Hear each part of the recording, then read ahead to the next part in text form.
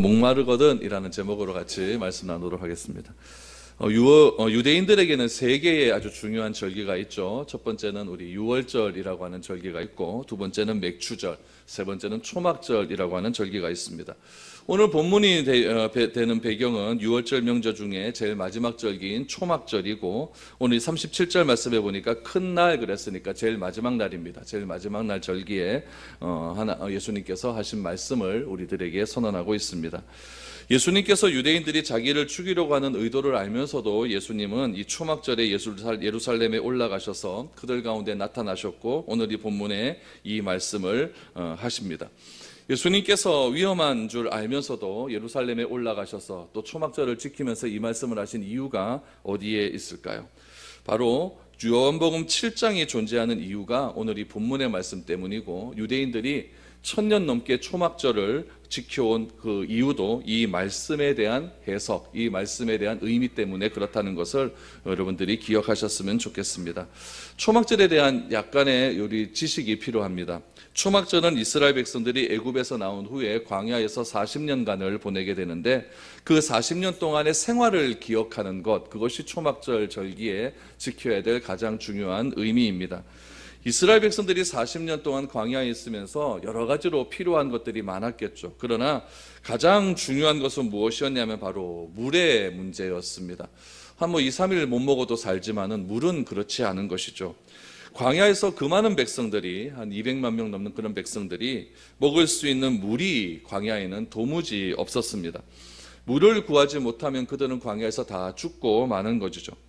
양식도 양식이지만 더 중요한 것은 물이었습니다. 그래서 그들이 물이 없어서 죽어갈 때마다, 갈증을 느낄 때마다 모세를 반항하고 모세에 대해서 원망을 하고 하나님에 대해서 원망을 했다는 사실은 그런 이유에 기인한 것입니다. 물이 없어서 죽어갈 때 하나님은 모세에게 하여금 반석을 쳐서 생수가 나게 하심으로 이스라엘 백성들의 갈증을 해소시켜주는 사건들이 출애굽기에 보면은 등장을 하게 됩니다. 여러분, 반석에서 나온 그 기적의 물이 백성들을 새롭게 해 주었다는 이야기입니다. 이스라엘 백성들은 초막절이 되면은 이 생수를 허락하심으로 자신들에게 생명을 주신 하나님의 은혜에 감사를 드립니다. 그래서 그들은 초막절이 되면 예루살렘 근방에 보면 실로암 못이라고 하는 아주 좋은 아름다운 못가가 있는데, 그 못가에 가서 물을 다 길러옵니다. 물을 길러와서 그 물을 성전 앞에 있는 제단에다 다 쏟습니다. 그러면서 이사야 12장 3절에 나온 말씀을 암송을 합니다. 어떤 말씀이냐면은 기쁨으로 구원의 우물에서 물을 기르리로다. 기쁨으로 구원의 우물에서 물을 기르리로다 라고 하는 이사야 12장 3절의 말씀을 암송하면서 그 실로암 못가에서 물을 떠다가 제단에 붓게 됩니다. 제사장들은 실로암 못에 가서 기쁨으로 물을 길러오면서 하나님이 주신 은혜에 감사하며 또 초막절을 지켰습니다. 물은 무엇을 상징하겠습니까? 물은 바로 생명을 상징합니다. 물은 바로 구원을 상징하는 거죠. 그런데 오늘 본문 말씀에 초막절에 예수님께서 큰 날에 올라오셨습니다. 올라오셔서 이렇게 말씀하십니다. 실로암에서 길러온 물을 제단에 붓는 것을 바라보면서 유대인들에게 말씀을 하시는 거죠. 실로암의 물이 너희들을 살리는 물이 아니다라고 선언을 하고 있는 겁니다. 이것은 그동안 유대인들이 1000년 가까이 지켜온 이 초막절의 어떤 전통성과 역사성을 부인하는 그런 말이기도 합니다. 그들은 실로암의 물을 길러오면서 하나님의 은혜에 감사하고 이 물을 통해 주신 하나님의 은혜를 찬양했습니다. 그런데 예수님은 그것이 아니다라고 그렇게 말씀을 하시는 거죠. 그러면서 예수님이 하시는 말씀이 무엇입니까? 37절 말씀해 보니까 명절 끝날 곧 큰 날에 예수께서 서서 외쳐 이르시되 누구든지 목마르거든 내게로 와서 마시라 라고 말씀을 하고 있다는 겁니다.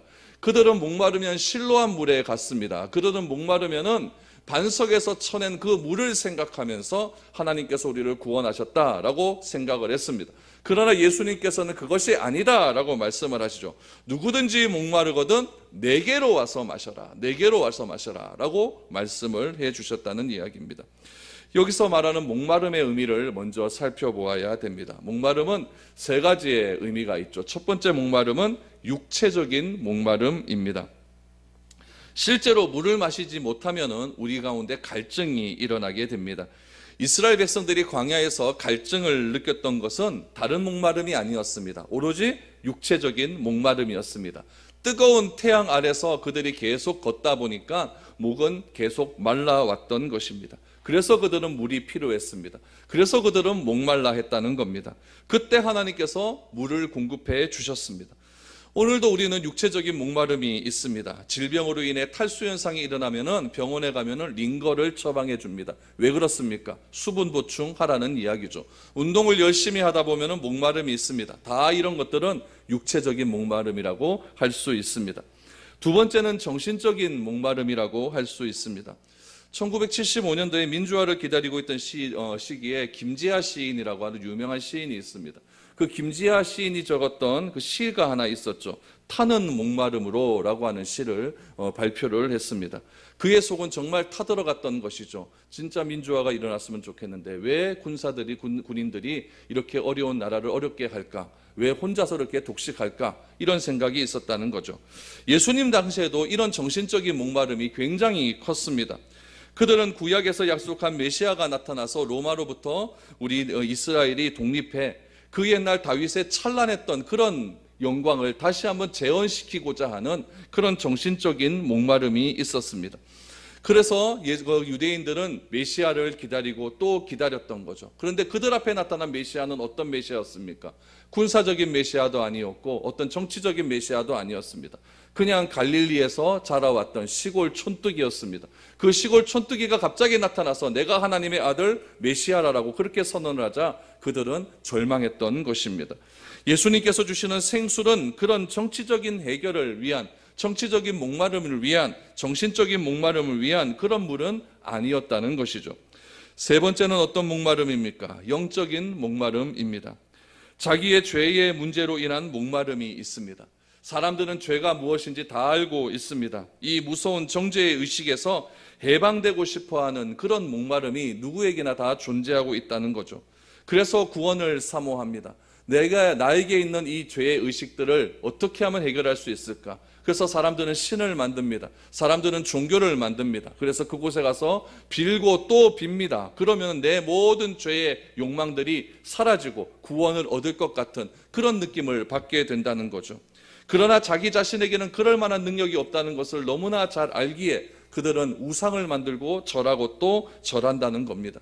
그러나 여러분 생각해 보십시오. 우상을 만들어 놓고 그 우상에게 절하고 또 절할수록 내 죄의식이 사라집니까? 그렇지 않습니다. 날이 갈수록 죄의식은 더욱 자기 살을 파고 들어가는 것 같은 아픔이 더 있다는 이야기입니다. 이런 목마름이 있는 영혼들에게 하나님은 다가오셨다는 이야기입니다. 사도 바울도 이런 목마름이 있었습니다. 나는 내 육신으로는 죄의 법을 행하고 있고 내 마음으로는 하나님의 법을 행하고 싶은데 왜 자꾸 내 마음과 육신이 달라지게 되었는가에 대한 그런 영적인 목마름이 바울에게도 너무나 많이 있었다는 이야기입니다. 그런 목마름이 있는 자들에게 예수님은 찾아오셔서 말씀하시는 겁니다. 누구든지 목마르거든 내게로 와서 마시라 라고 말씀을 해 주셨다는 이야기입니다. 이런 목마름에 대한 예언은 구약 성경에도 보면은 많이 등장을 하고 있습니다. 여러분 특별히 이사야 55장 1절 말씀에 보시면은 이 목마름을 이렇게 선언하고 있습니다. 우리 같이 한번 읽어보죠. 시작. 오라 너희 모든 목마른 자들아 물로 나오라. 돈 없는 자도 오라. 너희는 와서 사 먹되 돈 없이 값없이 와서 포도주와 젖을 사라. 누가 물로 나오라고 합니까? 목마른 자는 물로 나와야 됩니다. 어떤 자가 나옵니까? 돈 없는 자도 와서 사 먹으라 라고 말을 합니다. 여러분 이 말이 좀 이상합니다. 돈 없으면 사 먹을 수 있습니까? 없습니까? 돈 없으면 못 사 먹습니다. 그렇죠? 이거는 논리적으로 맞는 말이 아닙니다. 돈이 없는데 어떻게 사 먹을 수가 있을까요? 여러분 이 이사야 55장 1절의 말씀은 우리에게 구원을 주시기 위한 구원에 대한 말씀입니다. 1차적인 말씀은 바벨론에 잡혀간 유다 백성들이 하나님의 구원에 하나님의 능력에 의해서 다시 예루살렘으로 돌아오게 될 것이다 라고 하는 회복의 말씀이고 2차적으로 말씀은 그 회복이 바로 우리의 구원을 상징하는 것이다 라고 말씀을 드릴 수가 있습니다. 구원은 우리가 돈으로 살 수 있는 것이 아닙니다. 그런데 문제는 뭐냐면 공짜는 아니라는 얘기죠. 공짜는 아니다. 그럼 뭐냐? 사 먹으라고 하죠. 돈 없는 자도 값없이 와서 사 먹으라고 하는데 가격이 없습니다. 무슨 표현일까요? 제가 오래전에 친구 목사님 가정과 함께 식당에서 식사를 한 적이 있습니다. 이건 꽤 오래된 일입니다. 한 10년 넘었습니다. 근데 그 식당이 좀 비싼 삼겹살집이었습니다. 먹는 게 그렇죠, 제가. 그렇죠? 비싼 삼겹살집이었어요. 그런데 한참 식사를 할 즈음에 그 식당에 제가 섬기는 교회 집사님 한 분, 집사님 가정이 들어오셨습니다. 제가 그 식당에 간 이유는 식당에서 만난 그 집사님이 참 맛있다 그래갖고 간 거거든요. 그래서 제가 한번 쏠게 그래갖고 제 친구 데리고 이렇게 간 겁니다. 근데 돈이 좀 많이 나와요. 아, 괜히 왔다. 이런 생각이 들죠. 그랬는데 거기서 맛있게 식사를 했습니다. 그리고 그 집사님 가정은 애 하나밖에 없기 때문에 3명 와서 먹는 거고 우리는 8명 와서 먹는 거니까 우리가 더 많이 먹으니까 더 먼저 하고 더 늦게 나가게 됐죠. 그 집사님 가정은 먼저 나갔습니다. 조금 있다가 저희도 식사를 하고 계산하고 계산대 섰는데 그 집사님이 계산 다 하고 나간 겁니다. 얼마나 기쁩니까? 여러분, 이런 경험 있습니까? 얼떨결에 저는 공짜로 먹었습니다. 저는 돈을 내지 않았습니다. 저는 배가 부릅니다. 그런데 돈은 지불됐습니까? 안 지불됐습니까? 지불됐습니다. 이것이 구원입니다. 저는 그날 값없이 식사는 했지만 제가 내지 않았습니다.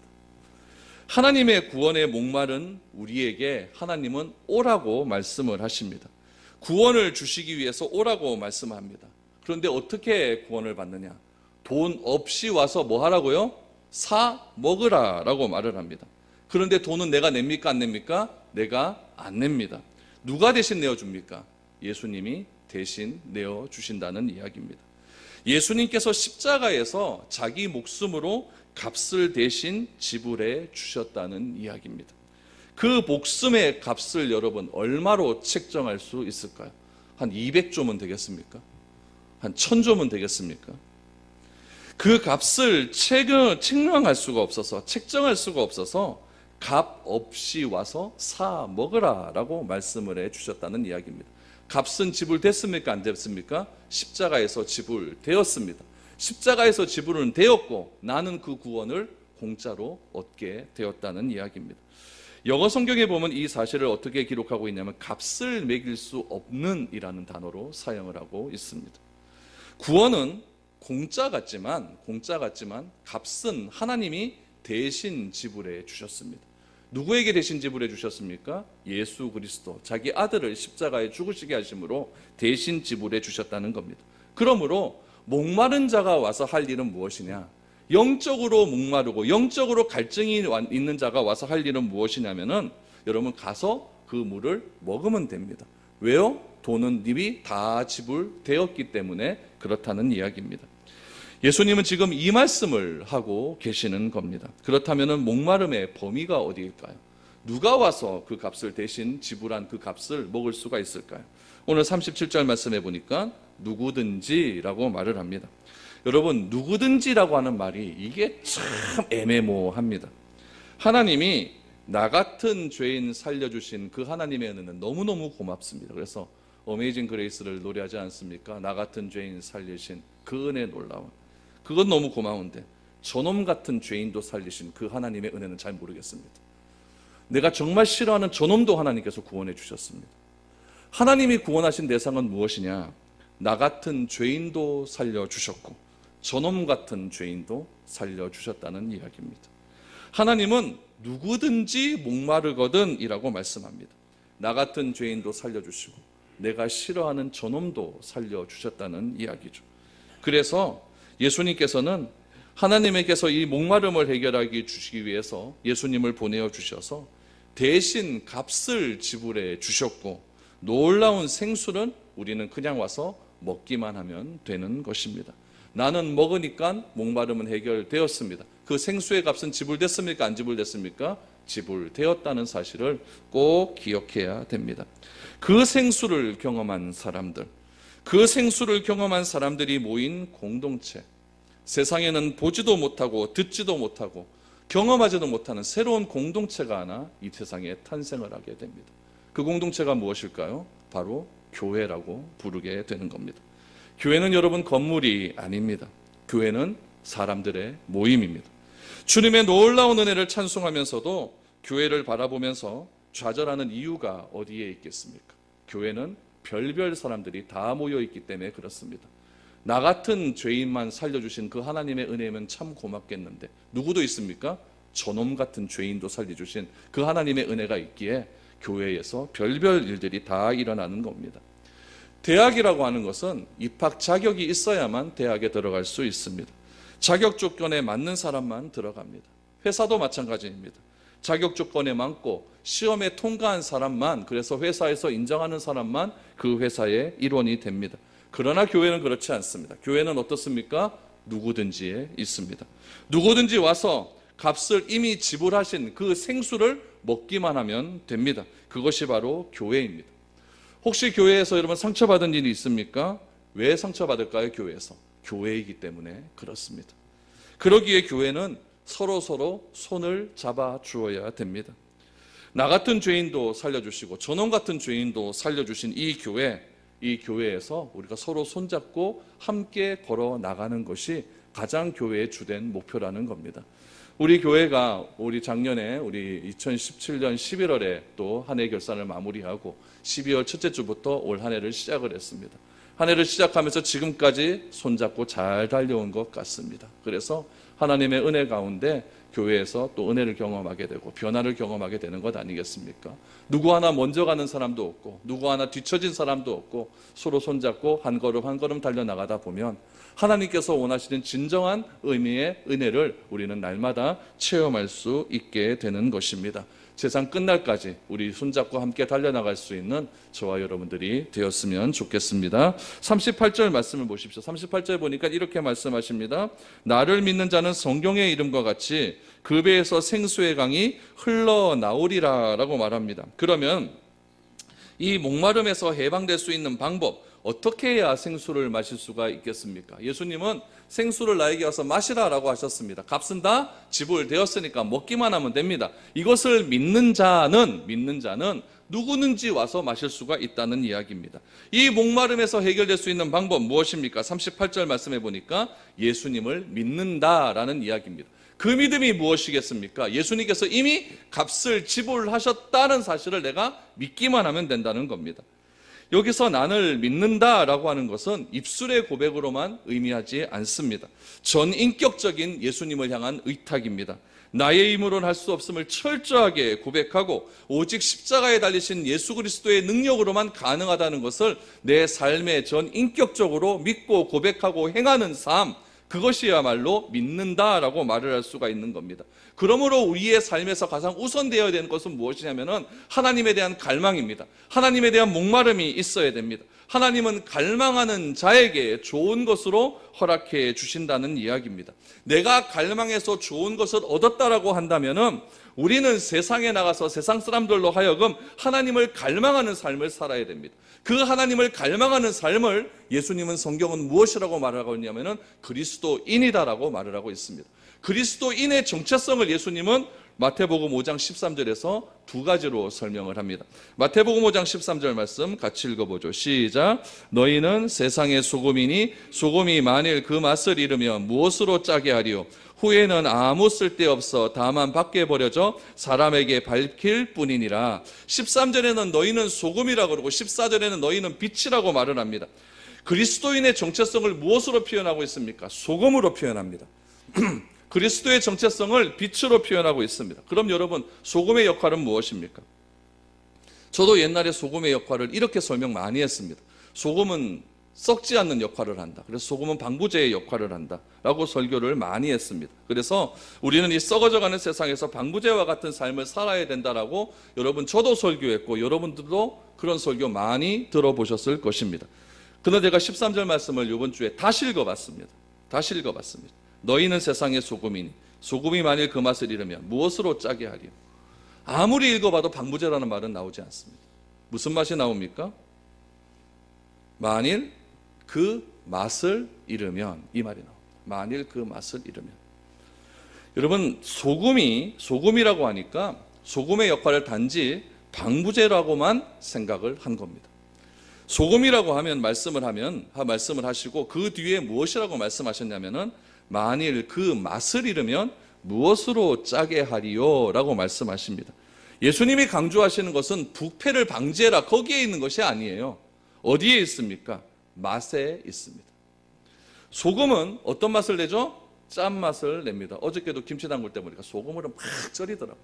짜요. 짠맛은 여러분 어떤 기능을 합니까? 여러분 병원 가보셨습니까? 병원 음식 먹어보셨어요? 병원 음식 먹으면 정말 맛없습니다. 왜 맛없어요? 짠맛이 없으니까. 그러니까 병원에 입원하면 집에서 뭐 갖고 오라 그럽니까? 밑반찬 좀 갖고 온나? 그럼 밑반찬은 뭐 어떤 반찬이에요? 간이 딱 맞는 반찬 아닙니까? 간이 딱 맞아요. 간이 된 밑반찬을 먹으면 그렇게 맛있습니다. 근데 그 밑반찬 먹고 나서 혈당 재면은 팍 올라가죠. 그렇죠? 왜 병원에서 간이 없는 음식을 줍니까? 약으로 쓰라고 주는 거예요. 여러분 밖에 음식을 먹으면 대체로 짭니다. 짠 음식 먹고 나면 여러분 잘 때 어떻게 돼요? 물을 얼마나 마시는지 모릅니다. 저 지금 밖에서 뭐 부대찌개나 한 그릇 먹고 오면 집에서 물을 막 얼마나 마셔야 되는지 몰라요. 여러분 짠 음식은요 사람을 갈증나게 만듭니다.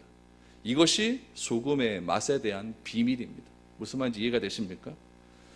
우리는 이 세상을 살아가면서 누구와 살아가냐면 그리스도인끼리 살아가지는 않습니다. 누구와도 살아가냐면은 예수님을 모르는 생수를 모르는 사람들과도 함께 살아갑니다.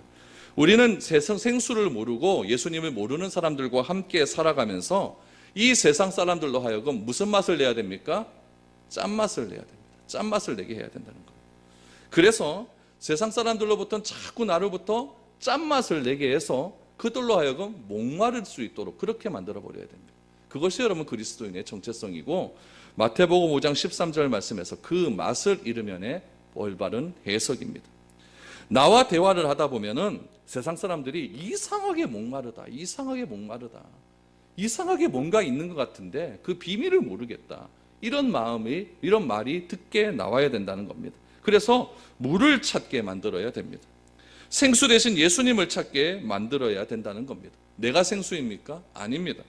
그러나 목마르게는 할 수 있습니다. 내가 뭐기 때문에요? 소금이기 때문에 그렇습니다. 짠맛을 자꾸 줘야 됩니다. 자꾸 줘야 됩니다. 그래서 그들로 하여금 목이 말라서 더 이상 견딜 수 없을 정도로 자기 전에도 목말라서 물 마시고 계속 물을 찾을 수 있도록 그렇게 만들어야 된다는 겁니다. 그런데 우리의 삶이 정말 이상합니다. 우리는 그리스도인이라고 하면은 소금이라고 분명히 성경 말씀에서 배웠고 그 말씀대로 우리는 짠맛을 내는 삶을 살아야 되는데 이상하게 세상 사람들과 생각을 하면서 살아가다 보면은 어떻게 되냐면 세상 사람들의 세상스러운 목마름에 내가 더 동화되어 간다는 이야기. 그 사람들이 나에게 동화되어서 목마름이 나와야 되는데 이상하게 세상 사람들에게 자꾸 이야기를 하다 보면은 세상의 권력에 내가 자꾸 목마르게 되고 세상의 돈에 자꾸 목마르게 되어서 이 그리스도인이 너희는 세상의 소금이라 만일 그 짠맛을 잃으면 이건 다 없어지는 거예요. 없어지는 거예요. 어떻게 하면 돈 벌 수 있노? 어떻게 하면 내가 그 줄 잡아서 더 올라갈 수 있노? 이런 목마름이 나에게 더 많이 일어나게 되는 것이죠. 더 많이 일어나게 되는 거예요. 그러다 보니까 자꾸 세상과 짝하려고 하는, 세상에 목마르니까 자꾸 그들과 짝하려고 하는 그런 마음이 생기게 된다는 겁니다. 이것은 무엇입니까? 내가 그리스도인이 아니라고 하는 증거입니다. 나의 정체성은 여러분 어디에 있냐면 소금에 있습니다. 나는 소금이기 때문에 무슨 맛을 내야 된다고요? 짠맛을 내야 되는 겁니다. 소금이 짠맛을 내지 못하면 13절 하반절에 무엇이라고 말을 합니까? 아무 쓸데없어. 아무 쓸데없어. 다만 밖에 버려져 사람에게 밟힐 뿐이라 라고 말씀하고 있습니다. 이 세상의 영광이 얼마나 헛된 것인지 영원함이 있다는 목마름을 세상 사람들에게 알려주어야 된다는 이야기입니다. 이 세상에는 이 세상에 살아가고 있는 24시간의 시간만 있는 것이 아니라 이 24시간을 초월하는 영원의 시간이 있다는 것을 그들로 하여금 자꾸 찾을 수 있도록 해주어야 된다는 이야기예요. 그 목마름을 어떻게 되면 됩니까? 어떻게 하면 그들에게 줄 수 있을까요? 짠맛을 내면 되는 거죠. 그 짠맛이 무엇이냐? 선택의 문제에 있습니다. 세상은 돈을 목적으로 선택을 합니다. 돈이 있는 곳에는 사람이 몰려있게 돼요. 세상은 권력을 선택을 합니다. 권력이 있는 곳에 사람이 모이죠. 그러나 소금인 우리의 선택은 돈과 권력의 기준이 아니면 됩니다. 너는 왜 그렇게 선택을 하느냐? 너는 왜 그렇게 선택하냐? 궁금하게 만들어버리는 거예요. 이것이 짠맛의 비밀입니다. 여러분 마태복음 6장 31절에서 33절까지의 말씀을 한번 보시기를 바랍니다. 같이 읽어보죠. 시작. 그러므로 염려하여 이르기를 무엇을 먹을까 무엇을 마실까 무엇을 입을까 하지 말라. 이는 다 이방인들이 구하는 것이라. 너희 하늘 아버지께서 이 모든 것이 너희에게 있어야 할 줄을 아시느니라. 그런즉 너희는 먼저 그의 나라와 그의 의를 구하라. 그리하면 이 모든 것을 너희에게 더하시리라. 매일 염려하고 매일 먹고 사는 문제 때문에 비판하고 판단하고 정죄해서 그 먹고 사는 문제 때문에 내가 선택을 그런 쪽으로 자꾸 하게 된다면은 여러분 그것은 이방인이 구하는 것이라고 분명히 말을 하고 있습니다. 하나님은 분명히 말씀하십니다. 내가 필요한 모든 것을 알고 있으니까 너희는 그런 식의 선택을 하지 말라는 이야기예요. 다 이방인들이 구하는 것이라는 이야기죠. 그래서 짠맛을 내는 비결은 어디에 있습니까? 선택을 하되 먼저 그의 나라와 그의 의를 구하는 삶을 살아라라고 말을 합니다. 먼저 그의 나라와 그의 의를 구하는 삶이 무엇입니까? 선택의 문제에 있어서 돈과 권력을 따라가지 않는 겁니다. 하나님의 말씀의 기준에 따라 따라가는 겁니다. 나는 그렇게 하지 않겠다. 나는 그렇게 살지 않겠다. 라고 세상 사람들 앞에서 당당하게 얘기할 수 있어야 되는 겁니다. 그것이 여러분 짠맛 내는 비결입니다. 다른 방법이 없습니다.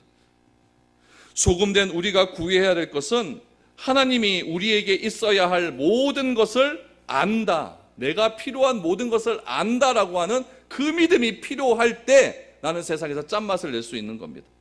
조금 늦게 하나님이 주신다고 너무 조급해하지 마십시오. 인내함으로 그것을 주실 줄 믿고 나가는 것이 여러분 믿음입니다. 성경은 믿음을 인내라고 이야기해요. 다른 것이 믿음이 아닙니다. 인내예요. 참고 견디는 겁니다. 그것이 그의 나라와 그의 의를 구하는 삶입니다. 예수님께서는 이러한 가치를 가지시고 초막절 날 자꾸 잘못된 유대인의 전통들을 가지고 있는 그런 사람들에게 당당히 와서 외치고 있는 겁니다. 누구든지 목마른 자는 내게로 와서 마셔라. 나를 믿는 자는 성경의 이름과 같이 그들에게서 그 배에서 생수의 강이 흘러나오리라 라고 선언을 하셨던 겁니다. 그리고 결론적으로 무엇이라고 말씀하십니까? 39절의 말씀을 보십시오. 이는 그를 믿는 자들이 받을 성령을 가르쳐 말씀하신 것이라. 예수께서 아직 영광을 받지 않으셨으므로 성령이 아직 그들에게 계시지 아니하시더라. 이 믿음이 나를 믿는 자의 삶입니다. 이 믿음이 예수님의 그 배에서 나오는 생수의 강을 마시는 방법이라는 이야기예요.